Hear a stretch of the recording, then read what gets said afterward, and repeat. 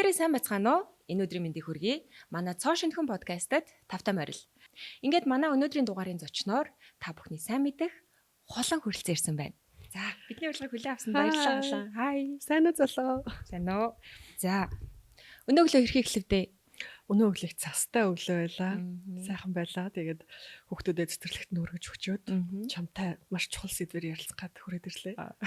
Баярлалаа. Бидний урилгыг хүлээн авсан дахин талархал илэрхийлье. За, тэгэхээр өмнө нь танд хэлсэнчлэн хамгийн анхны сэдвээ бид бүхэн сахилахгүй мөг гэж ярина гэсэн чинь танд ер нь хамгийн түрүүнд ямар сэтгэл төрсөн бэ? Яг миний мөнгөл байна даа л гэж бодсон.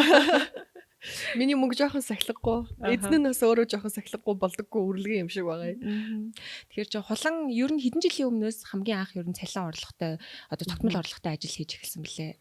19 настайгаас хойш. Яг тогтмол орлоготой ажилтай болсон нь бол гэхдээ бүр анхны цалингаа авсан нь бол 15 таа да. Тэр үед зөөгч хийжсэн баггүй. Тэр үед одоо гайхаад идэв. Нөгөө иргэний үнэлэх мөнлөгийн шалгадаггүй байсан юм ааши. Би 16 таа гэж хэлээд зөөгчийн ажилд ороод тэгээд нэг 103 сар хийж үзчихсэн. Тэгвэл ер нь бол ингээ гар дээрээ бэлэн мөнгө авсан санхүүгийн аялал бол эхлээд нэлээд хэдэн жил болсон байна. Их олон жил.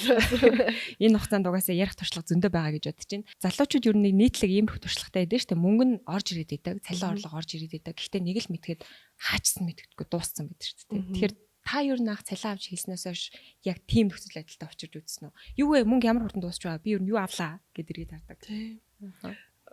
Үгүй тэр чи одоо бүр өдөр тутмын л амьдрал юм биш үү? Ер нь онцгой биш үү? Мөнгө хаашаа орсныг мэддэг хүн чи ер нь таны банкныхын дотор л байдаг байна. Бусдад нь бол ер нь би бол одоо мөнгөө барьж авах гэж хичээгээд одоо хичээсээр одоо 10 хэдэн жил болсон байна л гэж хэлмээр байна. Орлого орж ирээд идэг. Тэрийг мэдээд идэг. Тэгсэн хэрнэнийг мэдгээд л алга болсон байж идэг. Тэгээд тэрнтэй тэмцэл гол зорилго нь ер нь бол тий. За орлогоо гайгүй нэмэгдүүллээ гэж бодож байна. Одоо зарлага танах хэвээр байна. Энэ орж ирж байгаа мөнгийг би барьж авах хэвээр байна тий. Ингээд тул шиг үсрээд олдохгүй алга болчиход байгаа байхгүй юу? Тэгээд тэрнтэй л тэмцэж чинь. Тэрнтэй одоо тэмцээл одоо нөгөө нэг 15-15-ын арга ч гэдэг юм уу те 8 хадгаламжийн арга ч гэдэг юм. Янз бүрийн арга метод ашиглаад янз бүрээр л үзэж ин да. Тэгээд 20 хэдтэд бол мөнгө бол үнэхээр л алга болчдөг гэсэн. Байхгүй дэгс. Тэгээд одоо 30 гарснаас хойш бол үнэхээр амьдралын шаардлагаар те нөхцөл байдлын үүднээс бол бас нөгөө 20-тай хулан 30-тай хулан гэр бүлтэй болсон те хүүхдүүдтэй болсон гэдэг асар том ялгаа байгаа. Тэн дээр санхүүгийн зарцуулалт ч гэсэн шал өөр яригдчихэж байгаа те. Тэгэхээр харин та одоо жишээлбэл зөндөө олон арга хэрэгжүүлж үзлээ гэж хэлж штэ те. Тэгэхээр энэ дундаас одоо яг эргээд хамгийн түрүүнд за нэг тэрийг хэрэгэлсэн чинь за нэг мөнгөө ядаж хаашаа ороод байгааг нэг жоохон танигтай мэдэж авсан да гэсэн тийм арга байна уу? 7 жилийн өмнө санагдаж байна. Өнөө өглөө би яг бодож байсан байхгүй. Манай найз охин ануу.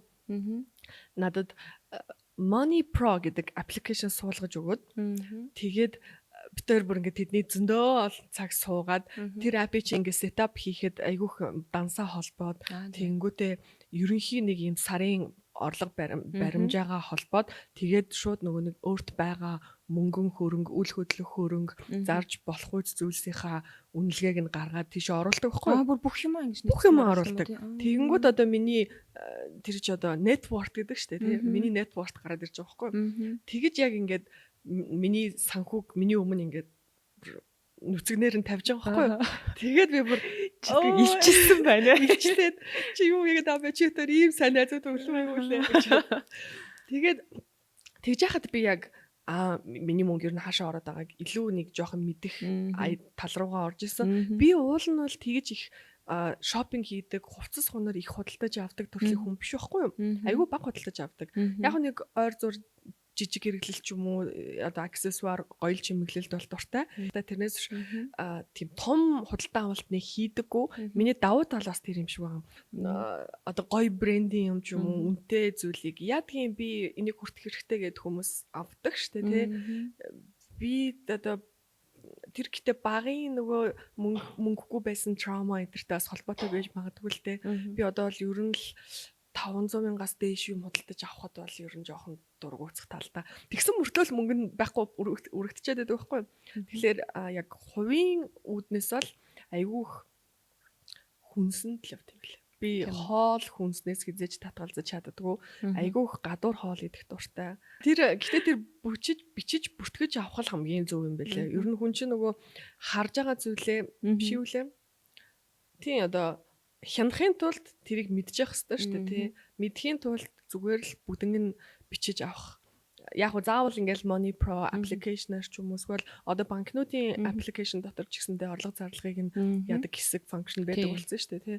Тэрүүгээр тэгж бүртгэж болохоос гадна эсвэл ер нь зүгээр нэг өөрийнхөө санхүүгийн байр байдлыг харахын тулд нэг сар ч юм уу тий 2-7 хоног ч юм уу бүх зарлагаа бичээд яваад ах юм бол ер нь ямар хүн бэ гэдгээ таньж болно. Гэхдээ та ингээ бүх юмаа тэр нөгөө аппликейшн дээр бүртгээд үзэнгүүт надад ийм орлогонууд, ийм олон төрлийн орлого байгаа юм шүү дээ. Бас тий ийм сонин зарлагнуудаас байд юм байна гэж бүр яг ингээд ойлгоход тусалж байна уу тий ер нь ингэж тэгж бүртгэж. Бүр яг нөгөө шилэн данслуулчих жоох байхгүй. Бүх юм нь ойлгомжтой болж ирээд үгүй би чинь дайггүй болдгийм биш үү. Гэтэ ямар балаа үрдгийм бэ гэдгээ олж мэдэж болтой. Тэгэхээр ер нь одоо санхүүгийн сахилга бат бол хяналтаас л эхэлдэг юм бэл. Бүхсэл хяналтаас. Бидэд одоо жишээлбэл нөгөө карта зурулахтаа мөнгө шилжүүлэхдээ за тэд тасагдлаа, тэд байгаа даа гэл толгой дотор бодоод яваад идэг мөртлөө яг өдрийн эцэст ч юм уу ингээ бидний бодсон тооцоо дандаа зөрчсөн байдаг те. Жишээлбэл миний тэгээд идэг байхгүй. Тэгэхээр би за зайшгүй бичих хэрэгтэй юм байна. Тэнгүүд бүр ингээд нэг огт бодоогүй нэг жижиг сажиг юмнууд авцсан зарлага бүр зөндөө идэм лээ. Таны хувьд ер нь би ингээд санхүүгийн хувьд өөрийгөө нэг шат ахиуллаа да. Одоо за санхүүгийн хувьд ихэн чаш юм дэ тий. Өөрийнхөө санхүүгийн боловсролын хувьд санхүү мөнгө удирдах байгаа арга барилаа би нэг шат ахиулж чадлаа. Би ер нь санхүүгээ дайггүй удирдаад байна да гэж бодсон тэр мөч нь ер нь ямар мөч байсан. Тэгээд 7 жилийн өмнө Money Pro-то болоод тэгээд хэдэн сар хэрэглээд тэгээд дахиж хэрэглээг байхгүй юу? Тэр гэхдээ хэрэглэгддэггүй байгаад яг зарим нэг аппликейшн. Тэгээд зарим нэг юм дээр хэрэглэгддэг. Ер нь гэхдээ нэг тэгээд үдцсэн хүн чинь ингээд нэг толгойдоо ойлгоцсон байгаа шүү дээ тий. Тэгээд одоо хүртэл ер нь олон төрлийн аргаар үдснээс би бол за би зарлагаа хасахад бол хасахаар нэг юм их урам зориг авдаггүй юм байна. Би ингээ өөрийгөө боогоод хаагаад энийг авч болохгүй гэд бодохоор тэрэндээ ингээд хатуулж тэрэгч ч юм уу тийм хүн биш байгаа байхгүй бүр тэрэндээ стресстэд гуниглаад гутарчдаг ч юм уу тий тэр нь бүр ихийг үргэхэд хүрэгдэгч төрлийн ч хүн юм уу миний онцлог давуу тал нь бол би жохон одоо шуналтай учраас зөв мотивацтай учраас их ингээд нэг хадгаламжинда мөнгө нэмэх бол за тэр хүн болгоно л сайхан мэдрэмж төрүүлнэ шүү дээ тий. Гэхдээ одоо өстө нөгөө миний мөнгө миний шүүгэнд байж яснаас миний хадгаламжинд тоо болоод байж байгааг нь би харах илүү дуртай юм бэлээ. Тэрийг би бүр ингээд апрогоо ороод байн харж марах дуртай заяа. Хид байгааг нь мэдж байгаа хэрнээ. Яг нүдэнд харагдаад ихлээр гоё байх. Тэгэл би нөгөө нэг 18 оноос хахад хамгийн анхны номон гаргаснаас хойш нэг арай гайгүй орлоготой болж ирээд тэгээд тэрийг ингээ хадгаламж руу хийгээд салгаж малгаад хувааж муугаад энийг иш нь хадгална гэж мэгээд ирсэн чинь би яг нэг юм том хүн насан турш хүн болсон мэдрэмж аваад цөөхөн жоохон л мөнгийг хувааж байх шиг байна. Цөөхөн л мөнгийг хувааж байгаа штэ тэгсэн мөртлөө тэгээд одоо 8 жилийн турш одоо тий бараг 8 жилийн турш хадгаламжаар ер нь ингээд өөрийгөө мотивацжуулж байгаа. Би ингээд банкны апп дээр бас нэрийг өөрчилж болдог шүү дээ тий. Зорилготой хадгаламжууд үүсгэж тий. Тэгээд нөгөө нэг хаан банкны апп маань болохоор нөгөө нэг зорилгын хувь үнийн дөн өгчдөг. Тэгээд хэдэн хувьтай явж байгаа харагдаж тий. Тэр бүр үнэхээр супер. Тэдэн хувьтай явж ин тийм яас гэж бодоод. Тийм болохоор тэрүүгээр илүү мотивацжуулдаг. Би хамгийн ихтэй нэг удаадаа 8 хадгаламжтай байж үзчихсэн. Нэг зэрэг. Гэтэ одоо бол надад 3 байгаа. Тэгээд янз бүрээр л үзнэ л та одоо нөгөө нэг 52 7 хоногийн турш 7 хоног болгон хадгаламжиндаа нэг юм тоо хийгээд тэрийг чеклээд яваад идэг штэ тий. Тийм байж болж юм. Эсвэл нөгөө нэг тэр үед гэхдээ метр квадратын мөнгө бага л ажилтэй. Ингээд жоохон мөнгө хийнгүүтээ тэр үед нөгөө байранд зориулж цуглуулж байсан байхгүй. Бүр том зорилгоор. Том зорилгоор тэгээд одоо зүгээр мөнгө биш энэ 1 метр квадратын мөнгө. Нэрээ тэгэж бодож байгаа шүү дээ. Энэ тал метр квадратын мөнгө гэж бодож хийгээд ахаар за би хэдэн метр квадрат байртай болмоор байгаа байлээ. Тэрнийхээ нэгийг нь ч болтгой хийчлээ гэж бодоод Тэгээд өөрөө өөрийгөө л янз бүрээр л үзэж байгаа. Өстө бодож байгаагүй юм байна. Нэрээ та бүхэн сая хулангийн ярианд дурдгдсан 52 7 хоногийн хадгаламж гэдгийг зүгээр Google дээр ч хамаагүй, Facebook дээр ч хамаагүй хайгаад үзээрэй, маш түгээмэл байдаг. Тэгээ бас хамгийн үр дүнтэй те. Дарамт багтай хадгаламжийн арга байгаа. Туршаад үзээрэй. Метр квадратаар нь хадгалах гэсэн чинь өстө сонирхолтой юм байна. Ерөөсө бодож байгаагүй юм байна.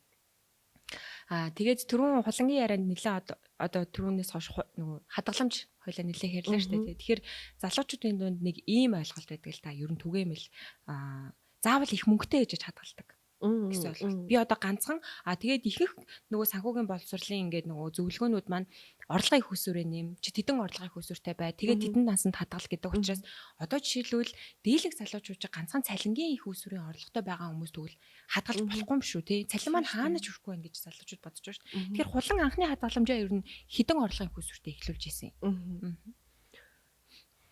Хоёр юм байна. За бүр анхнаасаа бол яг хүүхдийн хадгаламж байдаг байсан. Гэтэ тэр тэгэл хүүхдийн юм чинь бүр аав ээж эмээ өвөө нээж өгсөн тийм. Манай ээж банкны хүн байхгүй юу? Зөв.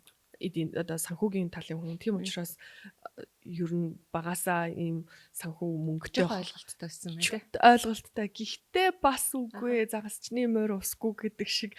Одоо ингээл би нөгөө татвар матур бариад тиймэрхүү юмнуудаа ойлгодгүй манай ээж миний өмнөөс хийгээд өгчдөг. Тэгээд тэгэхээр яг багаас бол хадгаламжтай байдаг гэсэн. Гэхдээ тэр чинь миний хөдөлмөр биш шүү дээ. Манай ээж яг өөрөө ухамсартайгаар үүсгэсэн хадгаламж. Ухамсартайгаар үүсгэсэн хадгаламж нь харин миний санахаар 18 онд л юм шиг байгаа юм. Бас нөгөө нөхцөл байдлууд л байгаа юм л да. Тэр үед бол яг гэр бүлгүй ганц бие байсан. Тэгээд тэр үеийн гол урам зориг бол аялал. За төрсөн өдрөөрөө тийшээ аялмаар байна. 1 сарын турш зүүнүүд Азийн орнуудаар аялъя. Тэхийн тулд хоримтлуулъя гэдэг тиймэрхүү мотивацаар л анх аялал эхэлсэн. Одоо бол тэр чинь шал өөр юм болол хүүхдүүдийн цэцэрлэгийн төлбөр, байрны урьдчилгаа гэдэг арай өөр зүйл болчихж байгаа байхгүй. Тэгээд надад бол яг за хадгалж болно, хэдэн ч орлоготой байсан гэсэн багыг нэмээд ч гэсэн хадгалж болно. Гол нь тэрний цаатлынхын зорилго нь чухал юм шиг санагдсан. Тийм ээ те. Яагаад нөгөө хүн болгон хадгаламж чухал гэж ярьдаг ч гэсэндээ ингээд нэг хизээч эхлүүлж чадахгүй эсвэл эхлүүлчихэд тууштай байж чадахгүй байгаа нь л хамгийн том асуудал байгаа шүү дээ. Чи яг авмаар байгаа юм аа. Ингээ яг толгойдоо хараагүй байгаа юм шүү. Харчих юм бол тэрнийхээ төлөө хурамсаа. Жишээлбэл хулан одоо аялын төлөө гэж хадгаламж эхлүүлээд яг тэр мөнгөө бариад эхний аялалдаа гарах тэр мөрч өөрөөр бахархсан уу? Бахархалгүй яах вэ? Тэр бол үнэхээр гоёсэн. 25 хүрэх төрсөн өдрөөрөө байсан байхгүй юу? Тэр чинь оны нэлээд хэдэн жилийн өмнө. Тэр үед болохоор би нөгөө Гүмүда гээд дэлгүүрээ нээчихсэн байсан. Гэтэ хүмүүс бодд юм шиг ээж дэлгүүртэй, ховын бизнестэй эн чинь. Maybe тэгж юу н магадгүй тэгж юу н хараг бурзааж байгаа гэж бодно. Тэр үед бол бүр үнэхээр бүр мөнгөгүй байдаг гэсэн. Зүгээр баг ингээд түрээс төлөөд хүмүүсийн хувцсыг зарж өгөөд тэднэрт ашиг орлого олуулаад тэгээд өөр худалдагч байвал тэрэндээ цалин тавьж өгөөд өөрөө юу ч байхгүй байдаг гэсэн баггүй. Тэр бол ашиггүй бизнес юм байдаг л. Тухайн үедээ одоо бол өөр л дөө. Тэгээд яг Гүмүда дээрээ худалдагчгүйгээр өөрөө бараг 60 хоногийн турш тасралтгүй ажиллаад дэлгүүр чинь хаахгүй шүү дээ. Тасралтгүй ажиллаад олсон орлогоо шууд нөгөө нэг дэлгүүрийнхаа ашгийг тэр жигтэр нь хурааж цуглуулж хуримтлуулж агаад тэгж явж ирсэн тий. Тэр бол 60 хоногийн турш тасралтгүй амралтгүй ажилласан юм байсан. Тэгвэл одоо магадгүй яг одоо үзэж байгаа залуучуудаас хадгаламж эхлүүлчихэл цуцлал. За би юу н хадгалж чадахгүй маань гэдэг өөртөө жоохон урам нугарсан хүмүүс байж магадгүй шүү дээ. Тэгэх юм бол ингээд дахин оролдоо жоохон бүтлгүүтэд байгаа хүмүүс та тэгвэл дахиад нэг ганц час хийсэн нэг л зөвлөгөө гэвэл үжилгөө. Хүн гэхдээ ер нь мөнгөтэйгөө мартах хэрэгтэй юм билээ. Хадгаламжтай гэдгийг. Одоо мөнгөгүй байгаад тахта бид нар чи байгаа л болгоо л гэдэг шүү дээ. Яагаад ч юм яаж ч юм бэ? Оюутан байхад яг тэгдэж шүү дээ. Яаж юм бэ? Яа л гэдэг шүү дээ. Тэгсэн мөртлөө ингээд толгойн цаад мухарт би чи тэтэн төгрөгтэй штэ. Хадгаламжинд байгаа штэ гэд тэрийг мэдчихээр тэрийг гаргаж авч хэрэглэмээр санагдаад байдаг байхгүй ингээд гахага хагалмаар санагдаад байдаг шин. Мөнгөтэй гэдгээ мартчих юм бол яг тиймэрхүү одоо гинтийн импульс юмнууд дээр арай утга учиртай байж магадгүй. Тэгээд яг хуу нэг санхүүгийн зорилго жижигэн зорилго тавиад тэр нь одоо ингээл заавал том зорилго байх албагүй шүү дээ. Өстой нэг сая төгрөгтэй боломж гэдэг юм уу 2 сая төгрөгтэй боломж гэдэг юм уу тийм зорилго байжгаад тэрэндээ хүрчээд нөгөө нэг хүн чинь тууштай байна гэдэг чинь тэр нөгөө нэг зорьсон зорилготой хүрээд тэрнийхээ амтыг мэдэрсэн хүний л хийдэг ажил байхгүй юу? Амталж үзээгүй бол энийг хадгалсан ч яалаа хадгалаагүй ч яалаа л гэдэг майндсеттэй байна шүү дээ. Одоо тэгтээ нууц биш бол хулан ер нь хадгаламжаа тэгэж одоо нөгөө нэг emergency fund гэж ангилж хадгалдаг уу? Ангилж хадгалдаг байсан. Тэгээд би энэ хэлэхгүй бол би хаад хэлэх юм бэ? 2020 гэхдээ намайг одоо миний контентуудыг хаяа хардаг хүмүүс бол мэдэж магадгүй би 2 жил дарааллаад нөгөө мөрөөдлийн самбар manifestation тиймэрхүү юмд айгу дуртай болохоор хадгаламжиндаа 100 саяын орлоготой 100 сая төгрөгтэй болно гэж би зорьсон байхгүй юу? Тэр өнгөрсөн жил фейлдсэн. Энэ жилийнхийг би тэгэж зорж зүтгээд болгосон. Вау. Гэтэ баяр хүргэе. Гэхдээ тэр нь одоо ингээ ямар нэгэн зорилготой биш. Тэрний урьдчилгаанд, энэний урьдчилгаанд гэсэн зорилготой биш. Би зүгээр л тэр тоог хармаар байсан байхгүй юу? Тэр минийх штэ come on гэж бодмоор санагдаад би хийсэн штэ гэдэг мэдрэмж бол үнэхэр гоё юм тий. Энийг юунд ч үрж болно, үрхгүй ч байж болно гэдэг тийм мэдрэмж. Тэр одоо энэ жил бол үнэхэр сайн байлаа. Одоо он гарсан ч болно одоо энэ жилийн ажлыг дуусгасан. Тэгээд энэ тим зорилготой байсан болохоор бүх хадгаламжнуудаа нийлүүлсэн. Тэрнээс биш би 3 хадгаламжтай байхгүй юу? Нэг хэсэг бүр солиорч 8 байдаг байсан. Одоо бол 3 байгаа. Тэр нь гэхдээ ингээд олон байх нь бас жоохон төвөгтэй болж эхэлж байна яаж юм. Тийм. Олон байх нь төвөгтэй тэр чи одоо гэхдээ яг хуу кафе үедээ кафе л та. Тэр чин 8 уула 8 за одоо 5 дундажлаад 5 байлаа гэж бодоход бүгдээрээ ингээд энэ бол аялал. Энэ бол шинэ жилийн бэлэг. Энэ бол тийм юм гэдэг ингээд энэ бол гоё одоо дөөд бүгчээ тийм үү те. Тийм нэрнүүд нь гоё учраас тэр чин кафе штэ. Санхүүгийн боловсрал залуучуудаас тийм амар хол хөндий сэдв биш шүү. Та тий бид нарын ингээл өдөр болгон л бид нар ядаж дэлгүүр ороод худалдаа авалт хийж гин тий. Өдрийн төгсгөл бид нар хідэн төгрөг үрсэн ядаж тий. Сартаа хідэн төгрөг болж гин. Өдрийн төгсгөл хідэн төгрөг үрсэн байна. Магадгүй тэрийгээ ингээд нэг жоохон бүртгэж сурчих юм бол энэ чи ингээд чиний санхүүг дараагийн түвшинд аваачих. Айгу юм. Энгийн бөгөөд үр дүнтэй датал шүү гэдэг тийм ойлголтыг өгөхийг хүсэж байгаа. Яг учраас ингээ бас гоё хүмүүсийн амьдралдаа хэрэгжүүлж чадсан, магадгүй алдсан, онсон тэр түүхүүдийг ярихын тулд ингээд подкаст эхлүүлж байгаа. Тэгээ манай зочноор оролцож байгаад бас баярлалаа. Би ер нь ингээл нөгөө нэг манифест хийнэ гэдэг шүү дээ. Тэрэн шиг одоо бол зүгээр нөөц дээр биччихтэй. Гар утасныхаа нөөц дээр. Тэгээд орлого зарлага яг ингээд сар одоо September, October гэж бичингүүтээ доор нь орлого, зарлага орлогонууд нь орж ирлээ, зарлагнууд нь орж ирлээ. Гэтэ зарлагнууд нь яг тийм өдөр тутмын кофений зарлага биш. Одоо нэг том дүнгээр нийт юм багцлсан том дүнгээр хүн савлаад хэд. Нэг хив савлаад хэд гэдэг ч юм уу те. Тэгэхээр бас яг бүр ингээд нөгөө нэг хувьчилсан нарийн орлого зарлага бол сарын сүүлд гарч ирэхгүй.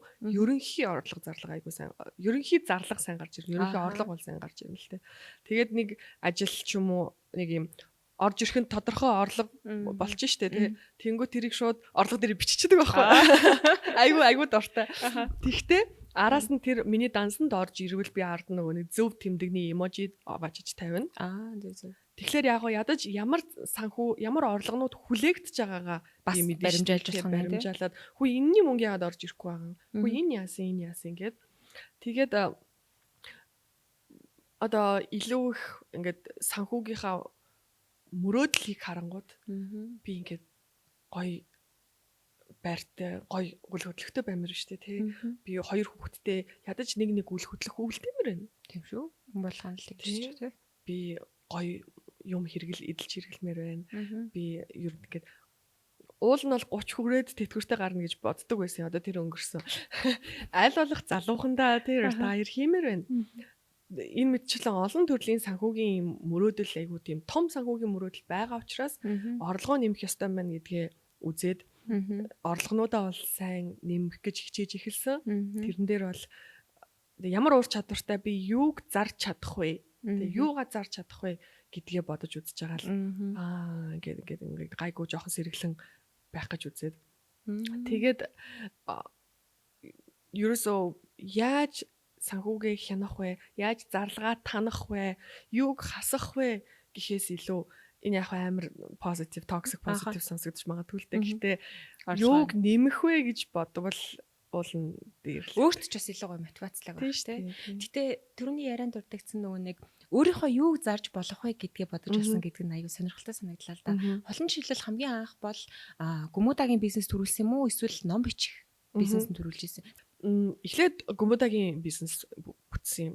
Би чинь телевизэд ажилладаг байжгаад тэр чинь бол ингээ корпорацийн юутай одоо цалин авдаг, өстой татвараа төлдөг, цагаа бүртгүүлдэг, хуруугаа уншуулдаг байжгаад араас нь хувийн бизнесийн салбар руу шууд ороод шууд айгүй телевизийн хүн байжснаа худалдагч болоод.